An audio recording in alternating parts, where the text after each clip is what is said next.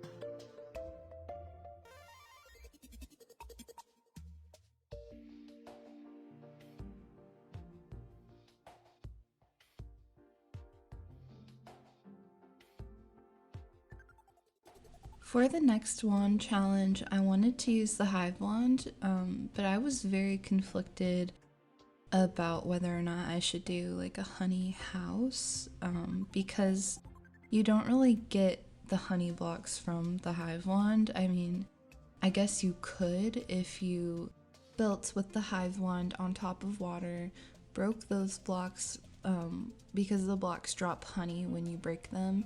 So the honey would land on top of water and form the honey blocks, and then you would mine those to get the honey blocks.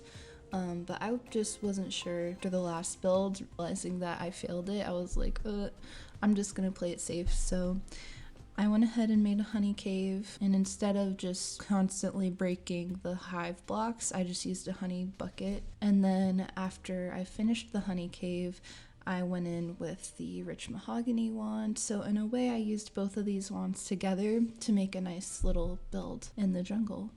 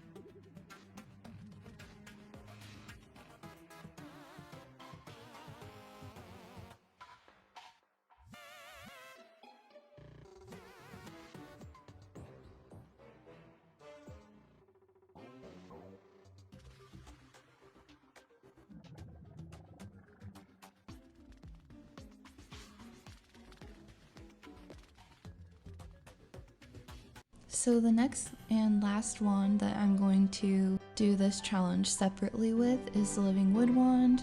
This is probably my favorite one out of all of the others I've done today. Mostly because I love the natural dirt caves, and I've been staring at my map trying to figure out what to build on these dirt caves, right? And when I saw the video by Cheesy Panini, I was like, oh my gosh, this would be perfect for this spot. So I finally got to build on the dirt caves, and I really like the way that it turns out. I decided to make a natural tree, and then inside the tree will be a little house, and I make use of the dirt caves underneath to make a bathroom, and I think it turns out really great. Although I do believe I end up failing at the end because I use glass in the bathroom again. See, it's like a habit when you're building, at least when I'm building. I just keep adding and adding, and then sometimes I don't even think about it while I'm doing it. At least I did not fail the rich mahogany and hive wand though, right?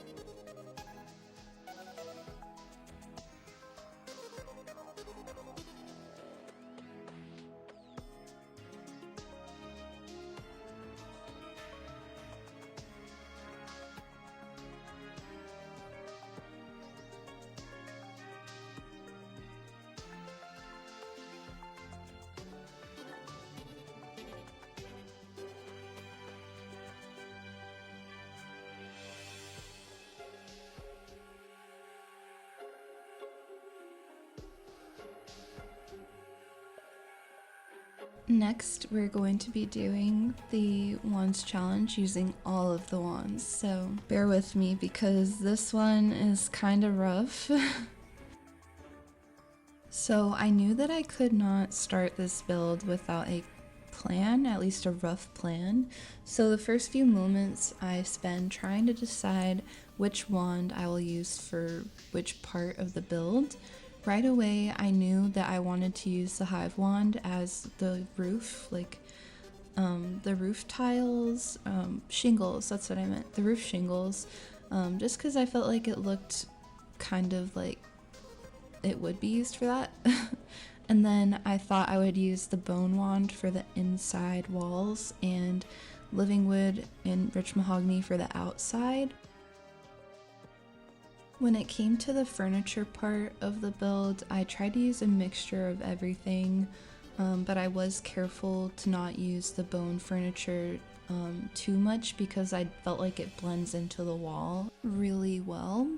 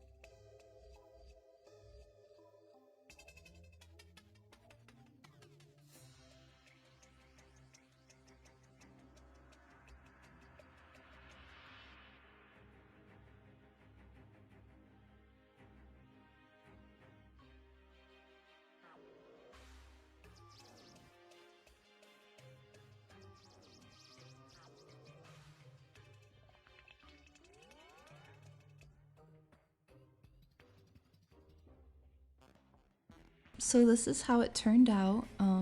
I did try painting it, but I ended up liking it better without paint because I feel like when it was painted, it just made it feel kind of different. That's gonna be the end of this video. I would love to know if you've tried this challenge before. Which one is your favorite? I think my favorite was still the living wood tree, even if I did fail. I felt like it turned out the best. Let me know what you'd like to see next in the comments below. Thank you so much for watching, and I'll see you in the next one.